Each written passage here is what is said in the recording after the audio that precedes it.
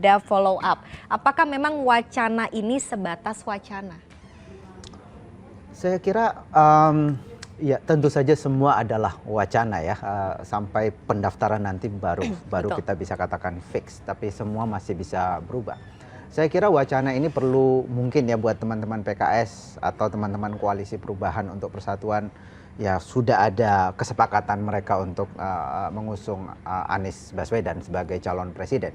Kalau ia digabungkan dengan Ganjar Pranowo, siapa yang akan nomor 1, siapa yang akan nomor 2, saya kira pembicaraannya akan menjadi lebih panjang ya. Sekarang pun pembicaraannya cukup panjang soal menentukan siapa kira-kira yang akan mendampingi Itu aja Anies belum Baswedan. selesai ya, ini Itu kayak belum nambah selesai. satu masalah lain seperti itu Mas Ya, Said. tetapi saya kira juga kita bisa mendudukkan wacana ini muncul dalam konteks apa. Kalau kita lihat dalam beberapa bulan terakhir, setidaknya setelah memasuki 2023, ada memang kecenderungan dukungan publik pada Anies Baswedan relatif stagnan, bahkan menurun. Menurun. Menurun. Saya kira ini juga mungkin ya menjadi salah satu konteks kenapa wacana ini muncul. Daripada misalnya tidak dapat sama sekali di pemilu nanti, di Pilpres nanti, kenapa tidak bergabung dengan Ganjar yang juga elektabilitasnya punya potensi untuk masuk putaran kedua lebih besar misalnya daripada Anies Baswedan setidaknya untuk sekarang. Kenapa tidak bergabung ke sana? Kalau kita lihat mungkin ya, Mas Iqbal mengatakan bahwa agak susah mempertemukan misalnya kelompok politik seperti PKS dan PDIP yang masing-masing agak kuat ideologinya gitu. Gimana mempersatukan dua kekuatan politik ini? Tetapi kalau kita lihat secara lebih luas, saya kira antara Anies Baswedan dengan Ganjar Pranowo sebenarnya walaupun ada banyak perbedaannya, tetapi juga banyak persamaan sebenarnya. Tadi Nasdem mengatakan bahwa ini menyatukan kelompok nasionalis dan kelompok Islam. Saya melihat bahwa di dalam Ganjar sebenarnya juga ada unsur Islamnya. Lebih dekat ke santri. Kita menemukan bahwa kelompok santri di Indonesia itu lebih cenderung mendukung Ganjar Pranowo atau dekat dengan Ganjar Pranowo. Keluarganya sendiri adalah keluarga santri, terutama dari istrinya ke P3 dan seterusnya. Jadi ada yang bisa dipertemukan sebenarnya di sana dari sisi ideologi.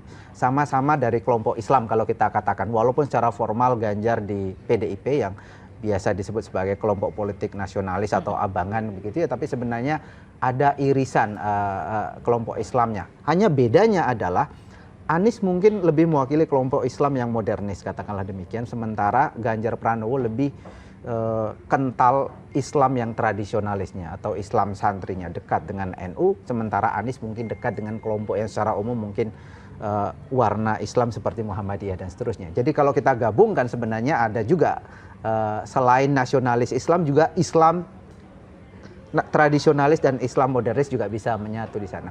Yang kedua juga saya kira penting melihat bahwa sekali lagi ada banyak perbedaan antara kelompok Anies dan Ganjar, tetapi kita juga melihat ada persamaannya dari sisi bahwa dua tokoh ini selain sama-sama muda, juga sama-sama alumnus UGM, mereka juga berkembang secara politik di masa demokrasi.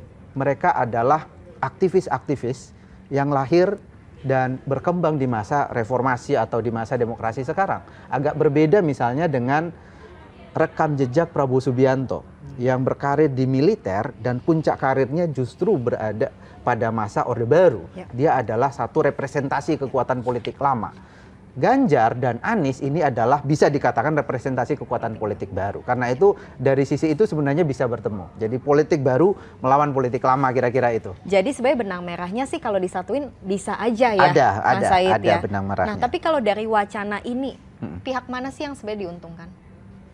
Sebenarnya semua bisa diuntungkan. Semua bisa mengambil keuntungan? Semua bisa mengambil keuntungan. Tadi misalnya kalau kita lihat kecenderungan di berbagai survei, beberapa bulan terakhir Anies melemah begitu ya, seiring dengan menguatnya Prabowo Subianto. Karena itu kansnya untuk sekarang ya, kita tidak tahu 3 bulan lagi atau 6 bulan lagi ke depan, kansnya sedikit lebih kecil sekarang dibanding dua calon itu. Dengan bergabung dengan salah satu kelompok, baik Prabowo maupun dengan Ganjar Pranowo, kebetulan sekarang yang diwacanakan adalah Ganjar Pranowo, ini bisa memberi keuntungan politik sebetulnya buat blok politik ini. Daripada tidak dapat sama sekali, kenapa tidak bergabung dengan kelompok yang potensial menang? Itu dari sisi Anies. Dari sisi Ganjar juga penting, mengingat persaingan antara Ganjar dengan Prabowo Subianto sekarang sangat ketat. Di survei SMRC yang terakhir, dalam 3 simulasi yang kita rilis, top of mind tiga nama dan juga head to head itu semuanya mepet.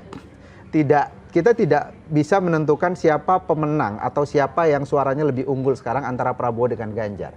Di bawah margin of error. Margin of error dari survei SMRC terakhir 1,65%. Kita survei agak besar dari biasanya dengan responden 5.000 responden dengan respons rate 85%. Jadi margin of errornya 1,65%. Jadi untuk dikatakan signifikan jaraknya antara dua calon itu jika jaraknya sekitar 3,3%.